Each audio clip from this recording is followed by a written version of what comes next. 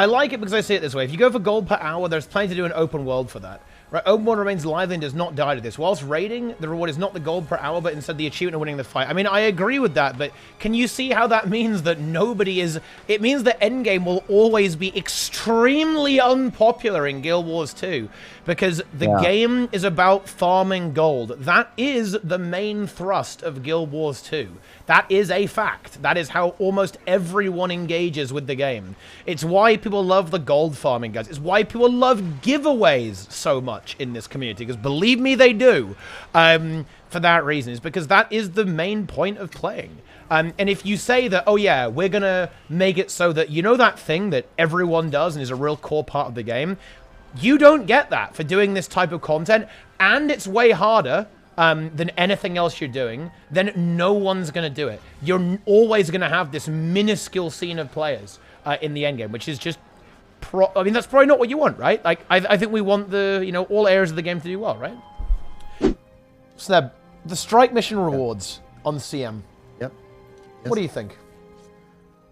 I thought we already went through this. I think they're so abysmally bad. Actually, no, you interrogated me on my stream about this. I did, yeah. On my depression stream, where I was like, man, there's just like no reason to do these. Sucks. Okay. And then I played RuneScape for a bit. Yeah. Look, I got more rewards out of logging into RuneScape than I did from the strike CMs. What are the rewards for the CM?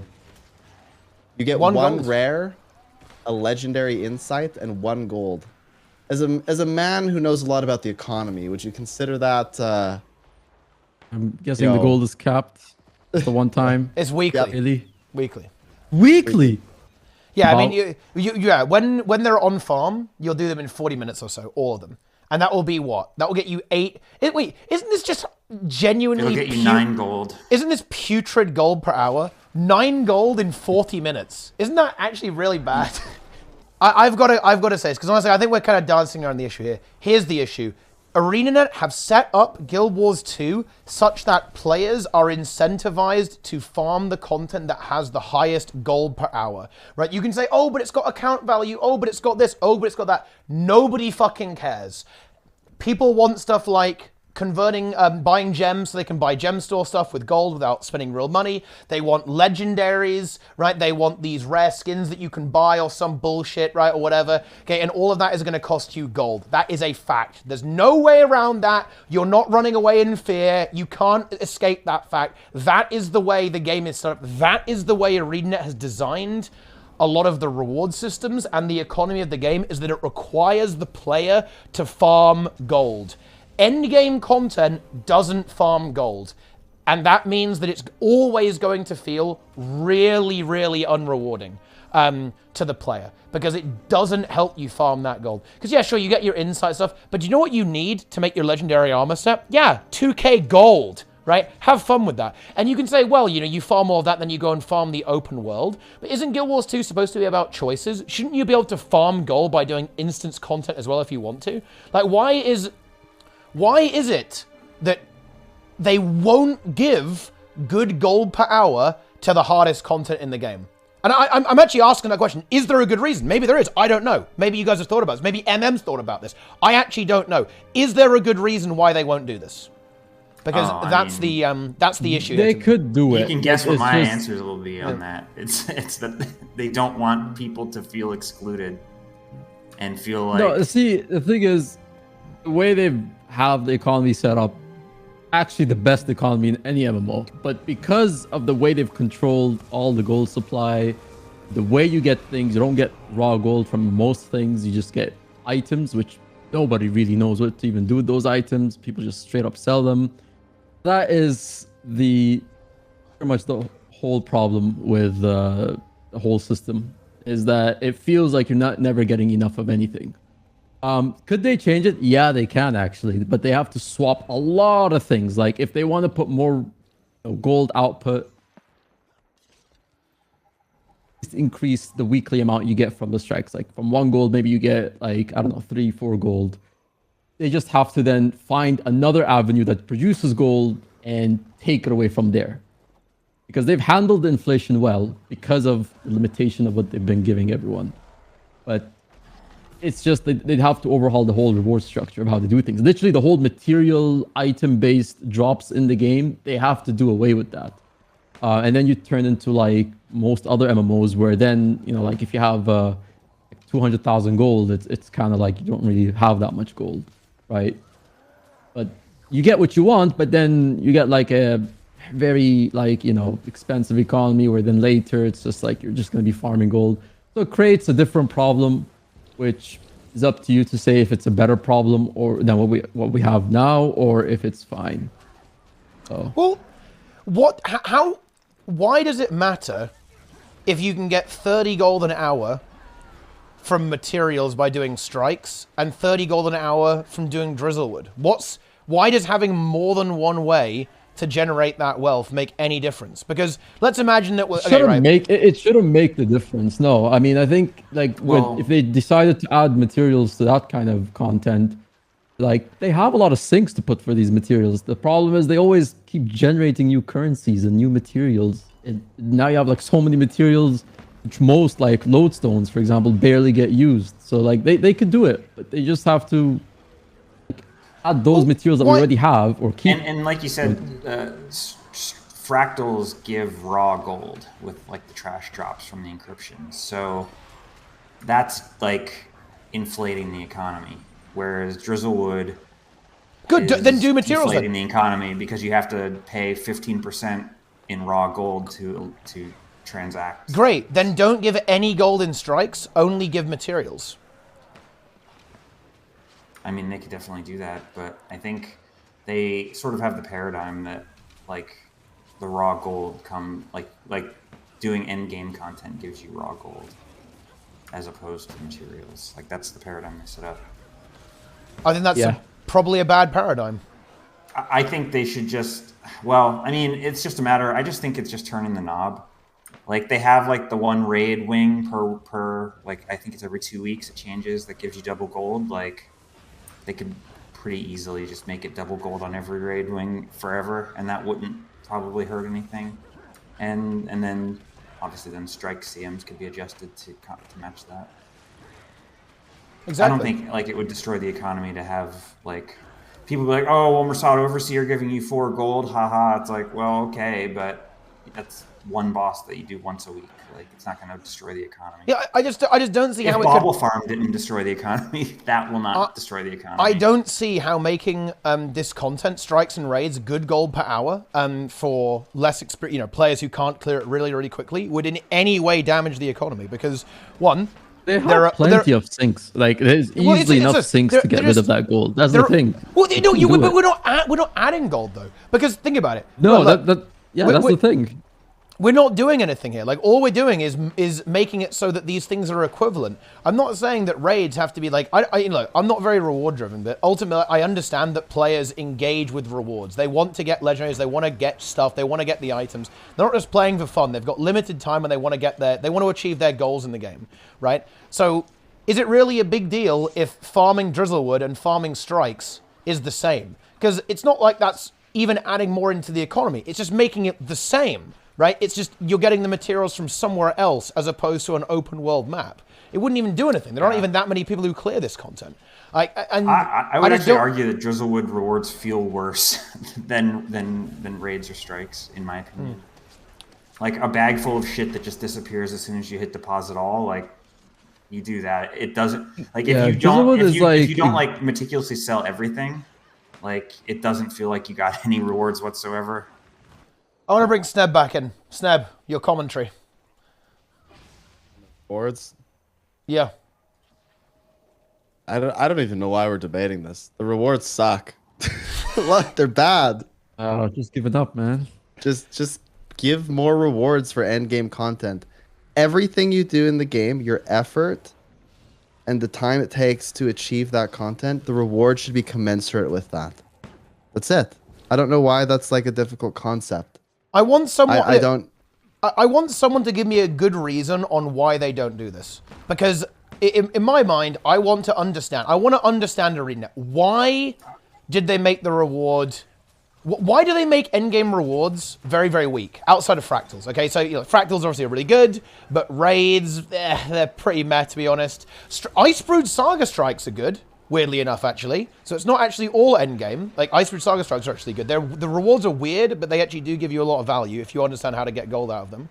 But why is it that raids, like squad content, like raids and these EOD strikes, why don't they generate gold for you through materials or liquid? I mean, it doesn't have to be liquid. Like, why?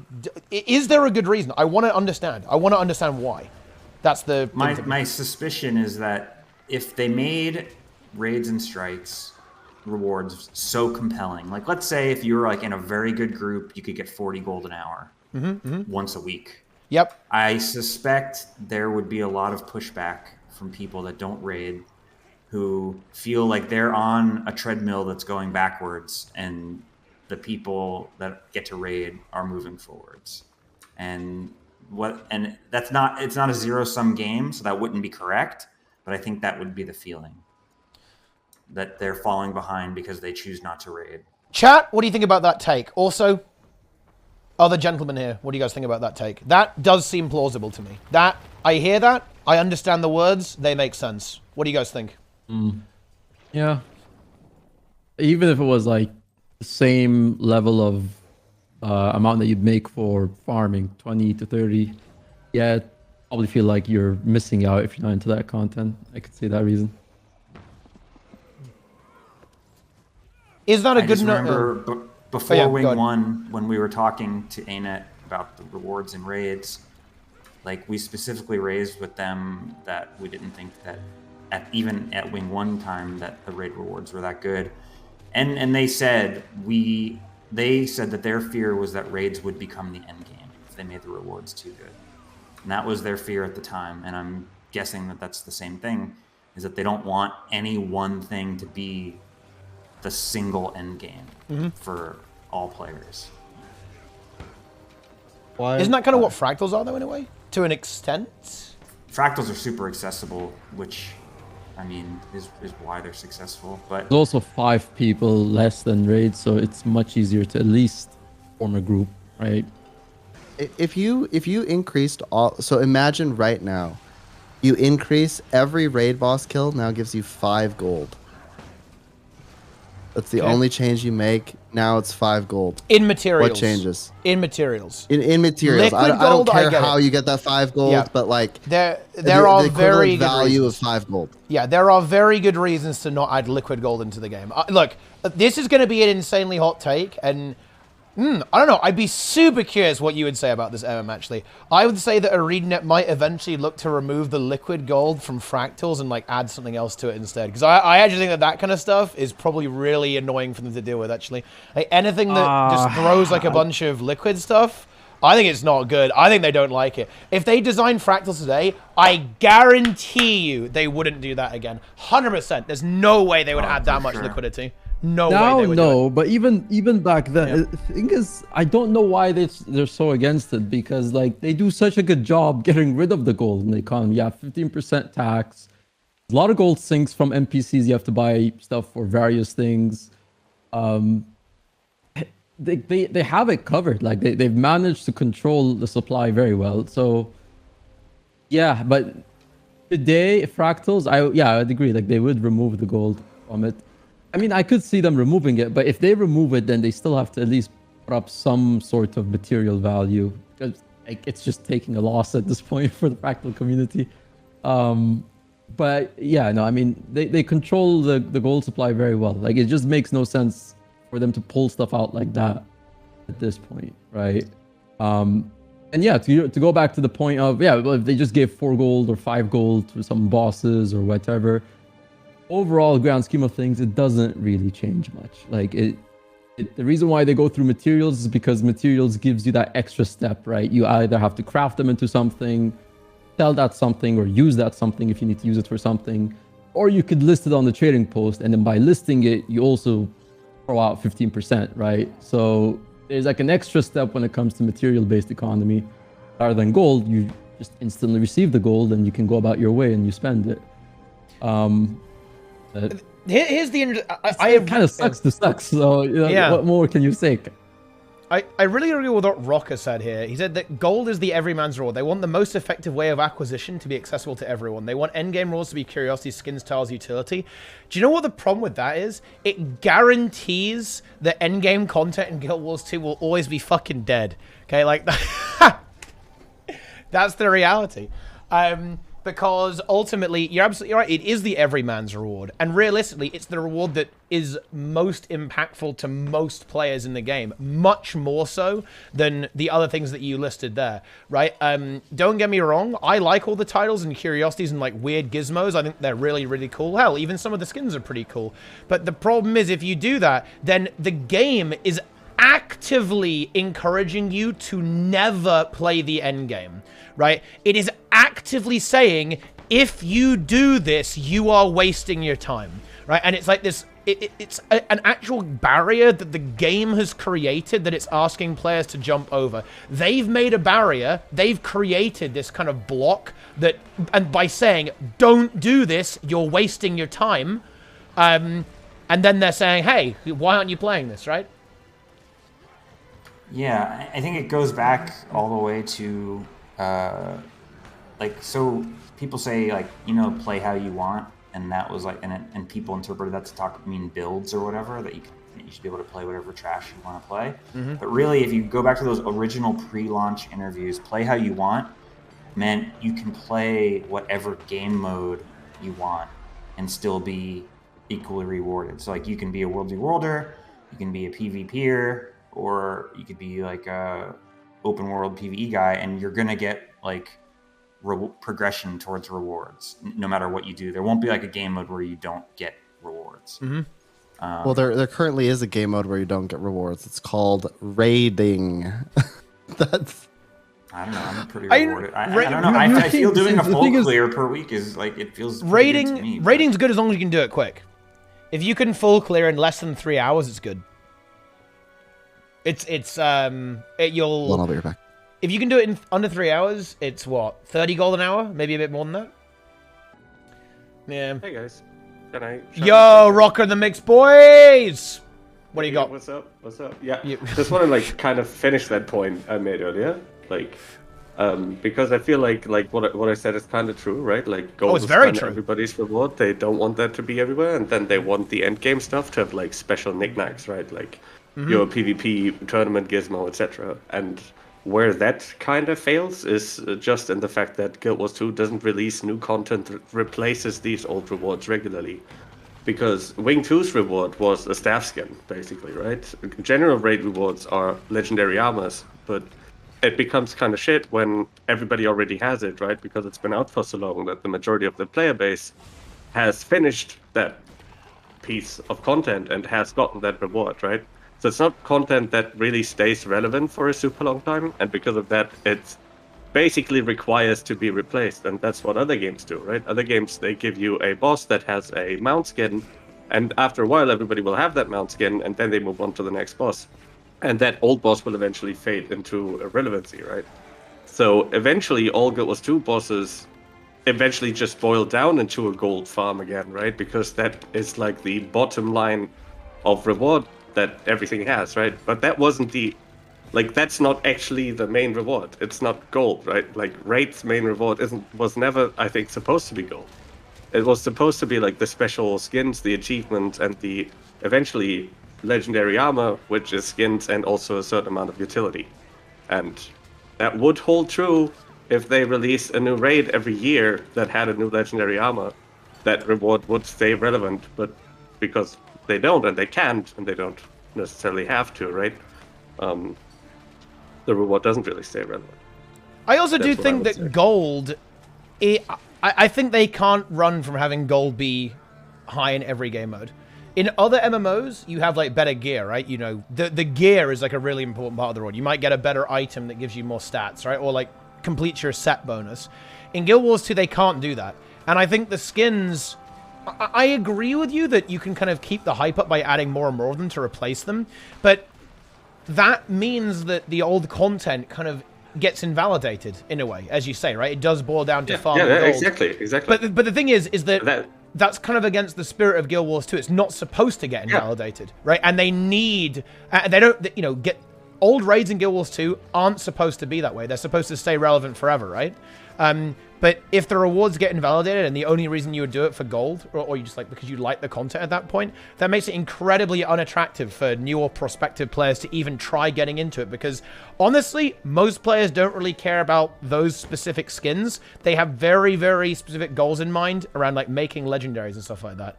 And like buying other skins that they can with gold, right? And crafting stuff, you know, with gold. And yeah, getting gear is really nice, but that's kind of the paradox of raiding, right? By the time you get to raiding, do you need gear anymore? Maybe you do a little bit, but not that much. You're already kind of good to go at that stage. I can guarantee if strike missions, like if the Iceroot Saga and EOD strike missions, if they gave like 30 gold an hour, everyone would do them.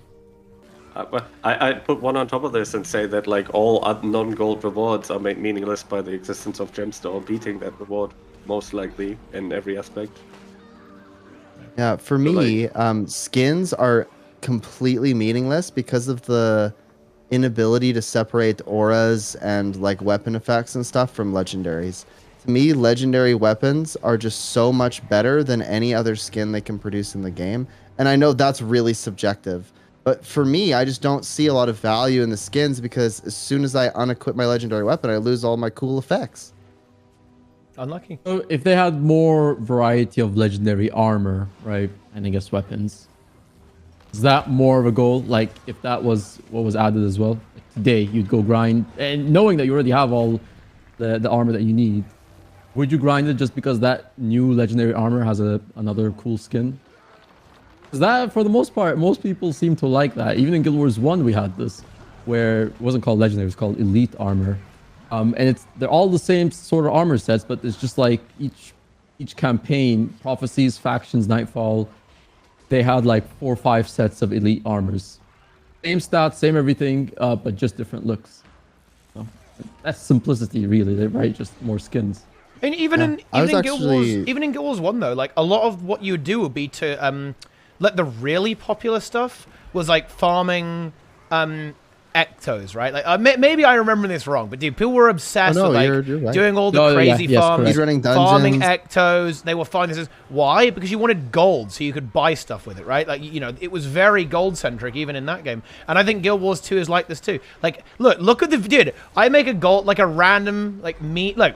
When I say, oh yeah, you can get like 20 gold an hour doing like our Hardstuck meme train, people like lose their fucking minds. Like, holy shit, how is that possible? Tell me how you do that, right? Because you ask the average player how much gold per hour they're making, they say like 5 gold an hour, right? Is how much they're making. Like when I met Renji, he said, I make 5 gold a day playing 6 hours a day. Okay? Yeah, Players... I spent my money. Yeah. He owes me money. Wait, really? He owes you money? He's in debt. No. But anyway, Look, I gave him money and then he didn't spend it on his contest, so he kept it for himself. Nice. Most players, guys, all they want is gold, right? And you could argue that they're kind of interpreting the game wrong, and I would agree with that. I think that account value is actually really underrated in the Guild Wars 2 community. People tend to overvalue liquid gold and undervalue account value. That is definitely true. But in a way, that's kind of irrelevant to this conversation because we're discussing player behavior, right? So you can't say, oh, you guys are just doing it wrong, right? You have to...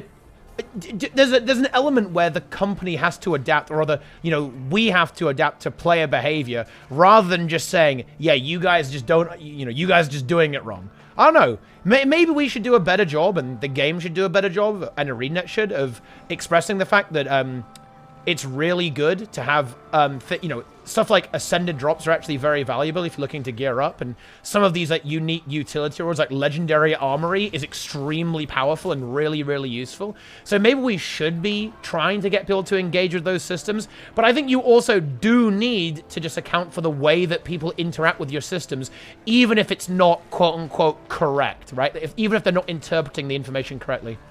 Does that make any sense? Yeah. I think Sneb is just in disbelief that we would even have this conversation because he views the rewards as so putrid that he quit the game for RuneScape. I'm not. Look, I'm not gonna lie to you. I just don't even. I'm having a really hard time seeing outside of my own bias here. Okay. I just don't think that there's any reason why we can't increase rewards for endgame content, and I don't understand why endgame content doesn't have some of the highest rewards. As far as like for you, Sneb. gold value, it just doesn't make any sense to me. The amount of effort that goes into getting good at these things, and being able to do them. Look, I have groups that they clear one boss in like an hour and they get 2 gold. It's like 2 gold. It's like insulting. Okay, they could have literally AFK'd on a herald at the bauble farm and gotten 4 times as much gold. They're complaining about the gold at that point, or they just really want that boss kill, you know? I don't know. I'm just, the point is, I feel like it's pretty under rewarding. Well, pretty underwhelming. Sneb's point here is the important point. It's that that's gonna feel pretty fucking bad if you realize that you could have been getting 20 gold an hour plus by doing something that requires no effort. So yeah, you go right. It's insulting in a sense. Right? I'm gonna go for this raid, and I'm gonna try. We're gonna wipe. We're gonna lose. So and look, this is gonna sound so silly, but it's so true, guys. You're gonna have the psychological impact of losing. The game is telling you you are bad, you are not good enough, you are trash. Okay, it will kill you over and over again, and then after that, you get a reward that is like 1/10 of what you could have got in the same amount of time by literally doing brain-dead open-world content. Especially with that strike CM, because I know that people are kind of memeing about the difficulty, and certainly once you understand it, it's not that bad. But straight up, look, here's the comparison. If you took 5 DPS Scourges and a heal Scourge to most raid bosses, you would kill it first try.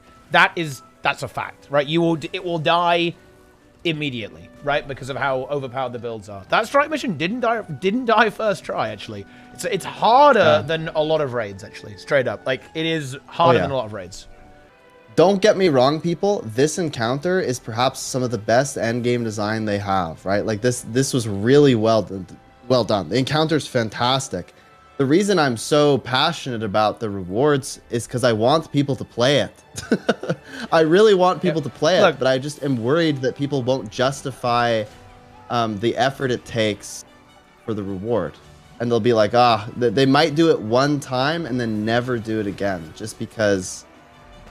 Well, I think the first part of that, to address that, is to also not say things like you only get 1 gold for doing it. Like, it's put it, like, because that will become, like, it's too late. The people, the Reddit forum hive mind in their head. Well, it's just realistic, though. That's what they think. That's what you get. No, it's 2 gold, an LI, a couple rares, shards that you trade for 10 MC every week. Like, it's not the chance that it's the same as the Veil Guardian, but regardless, it's definitely not 1 gold. But the problem is people have it in their head that it's 1 gold, and that's. Well, let's say it's like 3 gold in value. Okay. I mean, no. I mean, what Nike's getting out here is that the way you present that sort of discussion, right? Because if you're only focusing on the one negative when there's clearly a couple of things you are getting with it, no one's gonna, they're only gonna focus on that 1 gold that you're trying to give them. Yeah. Well, and also I'm annoyed by it because it's not even 1 gold; it's 2 gold. Like, okay, I'll change that. It's 2 gold, but that 2 gold is not enough. You might get the mystic coin stuff. I agree that it's just not. Raids it's not and strikes enough. in general are not rewarded enough. And look, here's the thing. I like it because I see it this way. If you go for gold per hour, there's plenty to do in open world for that. Right? Open world remains lively and does not die to this. Whilst raiding, the reward is not the gold per hour, but instead the achievement of winning the fight. I mean, I agree with that, but can you see how that means that nobody is... It means that Endgame will always be extremely unpopular in Guild Wars 2, because the game is about farming gold. That is the main thrust of Guild Wars 2. That is a fact. That is how almost everyone engages with the game. It's why people love the gold farming, guys. It's why people love giveaways so much. much in this community, because believe me, they do, for that reason, is because that is the main point of playing. And if you say that, oh yeah, we're going to make it so that, you know, that thing that everyone does and is a real core part of the game, you don't get that for doing this type of content, and it's way harder than anything else you're doing, then no one's going to do it. You're always going to have this minuscule scene of players in the endgame, which is just, I mean, that's probably not what you want, right? Like, I think we want the, you know, all areas of the game to do well, right? And let's be honest, like, if they added, like, really good gold per hour to raids and strikes, it's not like it would kill open world, because, one, you can only do it once a week, right? So, you know, there's only so much time you can put into it. You're going to have to go and do open world or something else if you want to, because of that. But also, not many people are going to do it, even if it is really good gold per hour, because it's just going to be much harder, and a lot of players simply aren't interested in engaging in hard content. So there you go! But yeah. You know what though? You know what you said about the Mystic coins, because Nike's actually correct here. You know, if you actually added it all up, it's probably not totally putrid. It's pretty putrid, but it's not as bad as 1 gold. But you know what? There's something here that I think on a psychological level, is it just me, or doesn't it just feel a lot better when the loot actually drops from the boss and you don't go and talk to a vendor to get it? Am I just old-fashioned or some shit?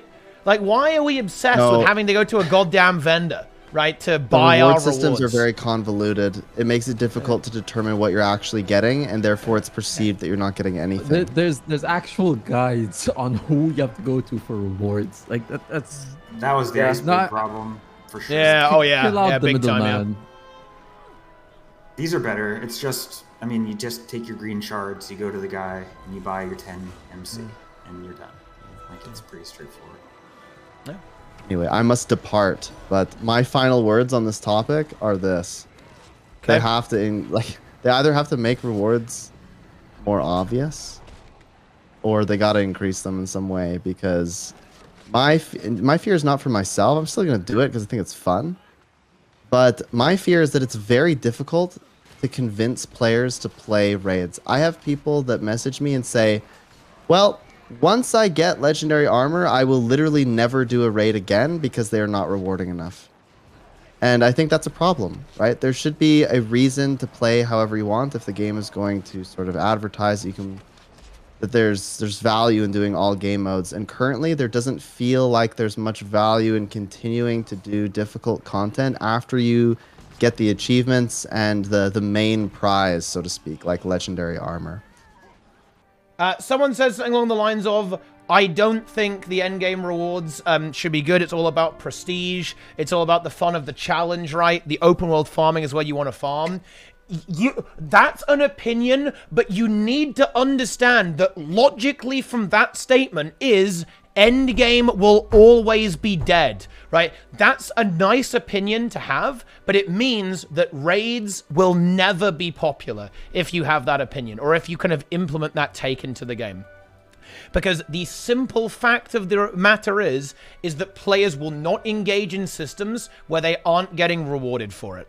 This is why it's hard to get people to play PvP. It's why it's hard to get people to play world versus world. Because to be frank, they feel like they're wasting their time and would rather just go and play to another game mode. If you have like prestige rewards or some like meme stuff, that's great. They did this with PvP with the back piece. Do you know what happened? People immediately quit after they got the back piece. And if you're creating an environment where you're saying, okay, the only reason why you'd play this game mode is because you really like the game, I've got some really bad news for you. Most people don't play MMOs because they like the game. They play the MMO because the MMO rewards them, right? And gives them like a dopamine hit. Like, don't get me wrong, that to me is a genuine tragedy as well. I think it's almost horrific. It makes me think that MMOs are actually horrible games that should be shut down, but that is a fact. Players do not actually play games for fun. They play exclusively for rewards almost all the time. Most MMO players are this way.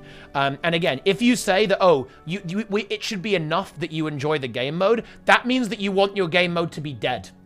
because players will always play what's going to allow them to achieve their goals the fastest. And that happens to be kind of like this open world farming. And again, that's a valid opinion. You can have that opinion. I think it's psychologically healthy, to be honest, actually, to have that opinion. However, notice that that opinion means that PvP, world versus world, and endgame PvE will always struggle with getting players involved. That will always happen if they don't reward players as much, because that's the way people interact with it, right? Yeah. Do they need to be popular, or are they just there for the players that want it? Well, the thing is, if the players want it, they want it to be popular. Oh man, you need to go through this thought. Look, think about it. Think about what you're saying. What does that mean? So if a game mode isn't popular, do you think it's going to get more or less development time? Less, right? Because if not many people are playing it, then it's not generating income for the company. And that means they have less time to spend on that, right? So if you like a game mode and you want more of that game mode, then you need more people to play it. Otherwise, that game mode is not going to be a worthwhile investment for the development company. Why do you think there are no raids, right? Because because no one fucking plays raids, right? Raids don't generate revenue for ArenaNet. And part of that, yeah, is because they aren't really worth the time for the average player. Like, people who notice who's actually in the raid community right now. People who are in the raid community are typically people who actually genuinely love raids and really like raids. They don't play for reward. They play because they like them. Now, the problem is that's a very minority opinion in the guild, in any MMO community, not just the Guild 2 community. It's a very minority perspective to have. Not many people are like that. People don't play for the fun of it. They play because they're going to get something out of it. And if you take that away, then all of a sudden no one plays. And Nike brought this up the other day, actually. And he's completely correct. When the Legendary Armory actually got added to the game, then all of a sudden the raid population tanked. Because all of a sudden, people had the this thing they wanted, and because they can't farm gold, raids have nothing left for them at that point. And they're just simply no longer interested in playing, because you're not getting good gold per hour. There's no incentive for them to play that game mode anymore. And again, I want to be clear, I don't feel this way, right? I actually think that reward-driven gameplay is actually inherently unhealthy. I am opposed to it. However, I can disagree with it and say it's bad, and it's kind of ultimately bad for players and for the game, makes the game worse, and it makes players unhappy and kind of play for the wrong reasons. But I can also acknowledge that that is just the way it is. That's the way people interact with these systems, and that's probably never going to change. Isn't the industry standard for most a lot raid rewards content behind a weekly lockout? Is there a compelling argument to go against the potential historic standard? Yes. What does that... The weekly lockout is much more relevant in games with vertical progression, because it means that you... can't get all your gear, right? In a horizontal game, I would argue it doesn't really make a lot of sense. There's no reason. All it would do is, you could weekly lock out the unique drops, right? So you can't drop, right, exactly. You can't farm the unique stuff, but there's no reason to have a weekly lockout for like farming gold in this game whatsoever. Gold, materials, you know, anything that doesn't lead you to the ultimate rewards, whatever those are. Hell yeah. Exactly. But yeah, no, I don't know where we're going with this anymore. They should make endgame content more rewarding, because if they don't, people probably aren't going to play it. And that will be sad, because it's actually really good. There you go. Boom.